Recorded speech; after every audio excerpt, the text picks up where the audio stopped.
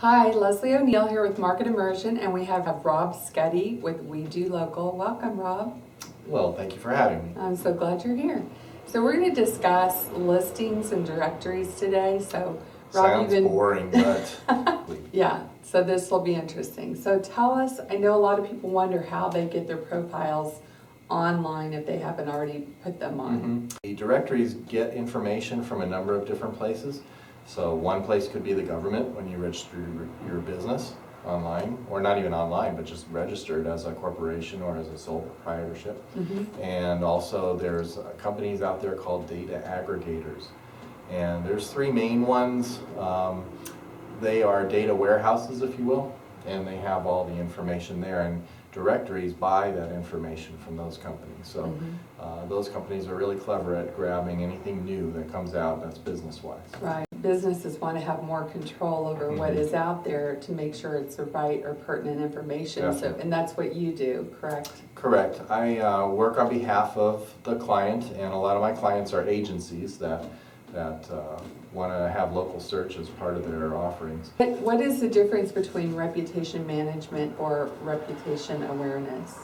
Well, the management, in my mind anyway, is almost manipulative, because when you're managing something, you're trying to bring out a result or trying to shape it the way you want. You're managing it. So if you think in the mindset of awareness, you just want to be aware of how your business looks online, your reputation online, and then you can make amendments when you need to.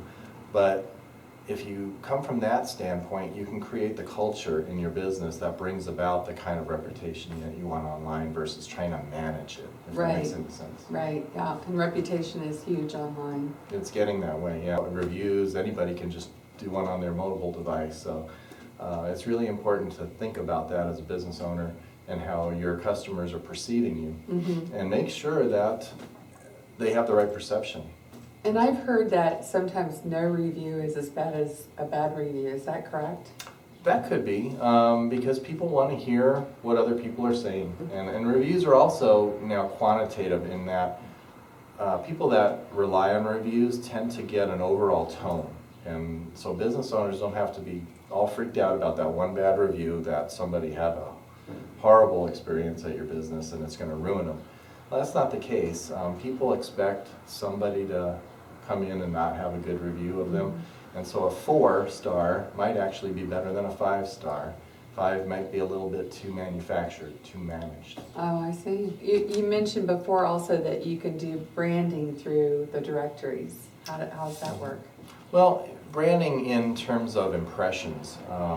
If you have a brand name to your business, if you're a franchise owner, you want to brand that location. So anybody looking for that franchise in the location that you're in, hopefully will see your brand over and over again in the first maybe up to 10 pages even in a search engine, in Google.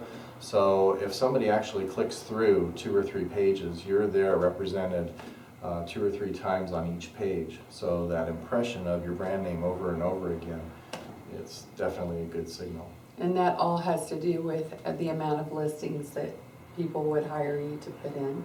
Right, and keeping those listings accurate and consistent throughout. That's what the engines trust each other, so there's some cross-referencing going on. And when that information is the same across all the different engines or directories, then they're more likely to show up in the higher end versus way down in the lower. Okay, so what would happen if there was a missing phone number or a wrong phone number or maybe a different email address? If that directory was a person and you said, who do you want to recommend, this person looking for a dentist, and if the dentist that came to mind wasn't a certain for sure thing in that person's mind, a person probably wouldn't recommend it. And the same thing with the directories. If they're not certain that they've got all the information correctly, they're not going to rank you very high because they're retaining that. They want to make sure they send you to a place that they're certain of. We get into that time management and or financial investment for the companies. I understand that, because people say, well, I'm in those directories anyway, why do I even have to bother with it? I don't know how I got in there, but I'm there, and so it's done deal. Well, if you're aware of them and you actually take some control of them, you can leverage that to make them work, to give you those impressions, for branding, and to make sure your right phone number is there. Because if you worked with a marketing company, even like Yellow Pages or Yellow Book was real famous for giving you a tracking phone number years ago, and they still do it. And the tracking phone number is, it's arguably a good thing to have, because you can really see where your leads are coming from. Mm-hmm. But at the same time, the engines, especially Google, doesn't want to see a tracking phone number. They want to see your real phone number for authenticity's sake and verification's sake. So that makes all these old numbers that were just set up as virtual numbers to track really hurting you versus helping you. If you do business face-to-face, but you do it at your client or your customer's property versus your own, then what Google wants you to do is hold back your address. And the reason for that was they didn't want people going to an address where you didn't do any business. They don't want that customer to look you up on Google and go to the UPS store and expect to find you there and then have a bad experience. So just to cut on the confusion, whether it's at a client's premise or the business's premise where they would have a meeting, how do you address that when you set up the directories? Okay, so if it's face-to-face business and say it's an insurance agent, well, they don't often do business at their own office. They go out to their client's office or their client's home if they're going to do that home policy. So they may be even working from their own home. And in that case, they would want to check the box to have the search engine withhold their street address. So they'll still have their city and state, but not the street address. Or you can check the box for them. Yes. What about enhanced listings? How important are those? I think it's becoming more and more important.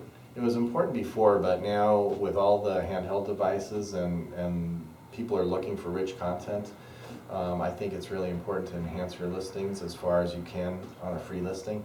And maybe it's getting to the point where you will want to consider making a small monthly payment to take advantage of the things that the different directories will allow you to do once you pay. So join us Thursday at McCoy's. We're going to go into more depth about how important the directories are, and the link is below. And have anything you want to add to that? Yep, it's one facet of all your online marketing, and it's kind of a basic or a foundational facet in my mind. And maybe after a half hour at McCoy's, you'll come to that understanding yourself. So we hope to see you there. Yes.